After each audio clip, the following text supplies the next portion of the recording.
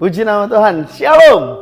Wah, senang sekali kembali lagi kita bertemu di Victorious Devotion hari ini. Bapak Ibu yang dikasih Tuhan Yesus Kristus, sebelum kita sama-sama merenungkan kebenaran firman Tuhan, marilah kita berdoa.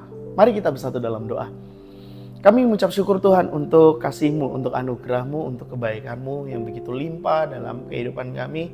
Kalau kami melihat apa yang telah Engkau perbuat dalam kehidupan kami, dan membandingkan di dalam kehidupan kami pada saat kami memberikan kepadamu apa yang bisa kami berikan, sesungguhnya semuanya itu tidak sebanding dengan yang telah Engkau limpahkan kepada kami. Kami bersyukur untuk nafas kehidupan, kami bersyukur untuk rangkaian kesempatan demi kesempatan yang terus Tuhan curahkan pada kami.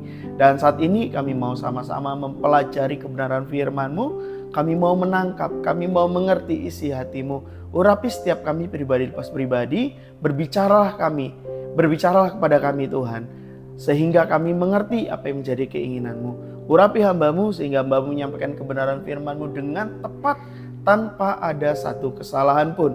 Biar setiap orang-orang yang mendengarkan penyampaian kebenaran daripada firman-Mu ini, mereka semua terberkati, hidupnya dirubahkan, dan hidupnya menjadi seperti apa yang Kau inginkan. Dalam nama Yesus kami berdoa dan mengucap syukur. Haleluya. Amin.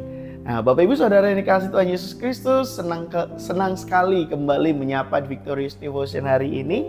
Hari ini kita mau sama-sama merenungkan kebenaran firman Tuhan yang terdapat di dalam Amsal 10 ayat 17. Dan tema hari ini saya beri tema supaya tidak tersesat. Mari kita baca ayat bacaan kita. Saya bacakan untuk kita semua. Begini bunyi firman Tuhan. Siapa mengindahkan didikan menuju jalan kehidupan, tetapi siapa mengabaikan teguran tersesat. Wow, ini pentingnya Bapak Ibu Saudara yang kasih Tuhan Yesus Kristus untuk kita hidup sesuai dengan kebenaran firman Tuhan, menjalani apa yang firman Tuhan katakan. Tujuannya supaya apa? Supaya tidak tersesat. Karena di dalam kehidupan ini Bapak Ibu yang dikasih Tuhan Yesus Kristus, terlalu banyak jalan. Terlalu banyak jalan yang bisa kita lalui, yang bisa kita pilih. Tapi kita tidak tahu ujungnya itu seperti apa. Oleh karena itu supaya kita tidak tersesat, kita memerlukan pemahaman yang mendalam dari kebenaran firman Tuhan. Kita perlu didikan dan teguran. Terkadang kita mungkin suka didikan tetapi tidak suka teguran. Bisa saja kita melihat bahwa teguran itu merupakan sesuatu yang jahat. Tetapi dari ayat yang kita baca tadi Bapak Ibu yang dikasihi Tuhan Yesus Kristus, pada saat kita mengindahkan didikan, itu berarti kita sedang berada di satu jalan yang menuju kepada kehidupan. Didikan yang seperti apa? Tentu didikan yang sesuai dengan kebenaran firman Tuhan. Didikan yang mengarahkan kepada kebaikan. Kebaikan menurut siapa? Kebaikan menurut firman Tuhan. Kebaikan yang sesuai dengan versi dan standarnya Tuhan. Kebenaran firman Tuhan merupakan sesuatu yang absolut yang tidak bisa diganggu gugat. Bukan satu kebenaran yang relatif. Kalau kebenaran relatif mungkin bisa. Yang jahat, yang tidak benar, yang tidak berkenan sesuai dengan kebenaran firman Tuhan bisa dianggap baik oleh seorang manusia. Demi tujuan, demi pencapaian, demi keinginan. Itu baik, yes, tetapi menurut pemandangan manusia. Tetapi bukan menurut pemandangan Tuhan. Jadi mengindahkan didikan itu jalan menuju pada kehidupan. Mengindahkan didikan berarti kita membuka hati dan pikiran kita untuk menerima didikan-didikan yang sehat. Didikan-didikan yang tidak melanggar kebenaran firman Tuhan. Didikan yang memang bisa berasal dari berbagai macam sumber. Tetapi buah daripada didikan itu adalah kebaikan. Buah daripada didikan itu adalah mempermuliakan nama Tuhan. Tidak bertentangan dengan firman Tuhan. Ya, dari mana sumbernya? Ya, jelas sumber utama kita firman Tuhan. Dari orang tua, guru, pimpinan rohani, hamba-hamba Tuhan, dan berbagai macam sumber lainnya yang mendatangkan kebenaran yang sesuai dengan kebenaran. Jadi pada saat kita mau mengindahkan didikan, kita sedang menempatkan diri kita di jalan kehidupan yang kita akan dipenuhi dengan hikmat, yang kita akan dipenuhi dengan pengertian, pengetahuan yang sesuai dengan kebenaran firman Tuhan. Kita belajar untuk apa? Untuk bisa mengerti mana yang kehendak Tuhan, mana yang baik, mana yang berkenan, mana yang kudus, mana yang tidak. Tetapi sebaliknya pada saat kita mengabaikan teguran, hati-hati. Mengabaikan teguran itu adalah jalan menuju kesesatan. Apalagi di Indonesia terkenal dengan istilah larangan adalah perintah. Hati-hati. Ya. Jangan dibuka, semakin dilarang semakin tertantang.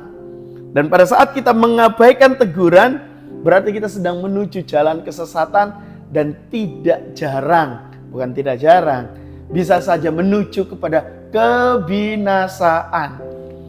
Karena ada jalan yang orang anggap itu lurus, tapi ujungnya jurang maut, ujungnya kebinasaan.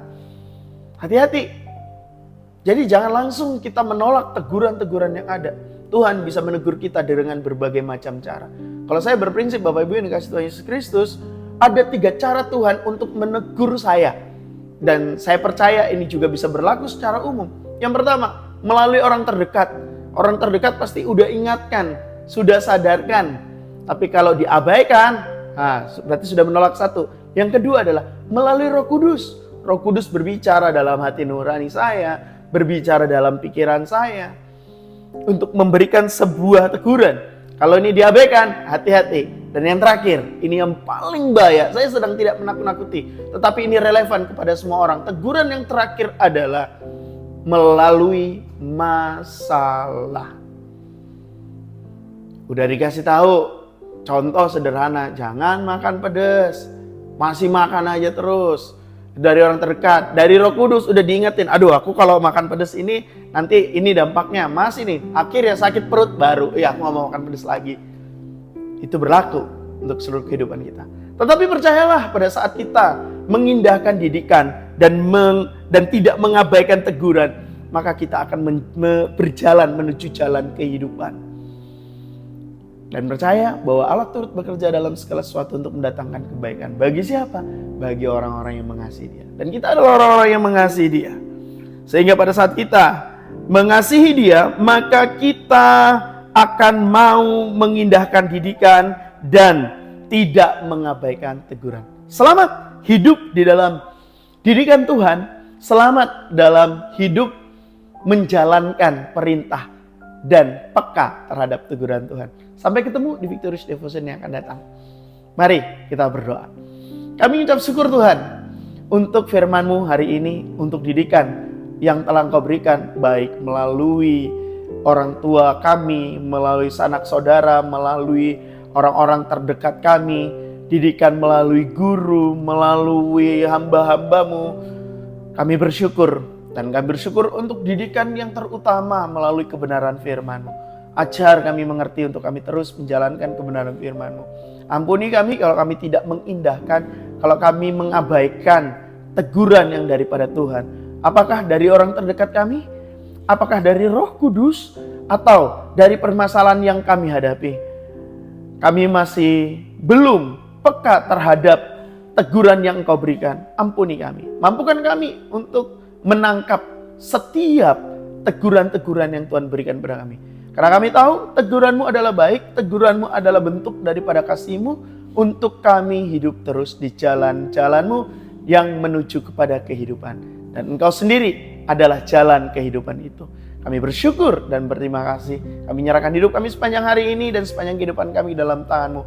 Dalam nama Yesus Kristus kami berdoa, haleluya, amin. Sampai ketemu di Victorious Devotion yang akan datang. Bapak Ibu Saudara yang dikasihi Tuhan Yesus Kristus, salam kemenangan, shalom.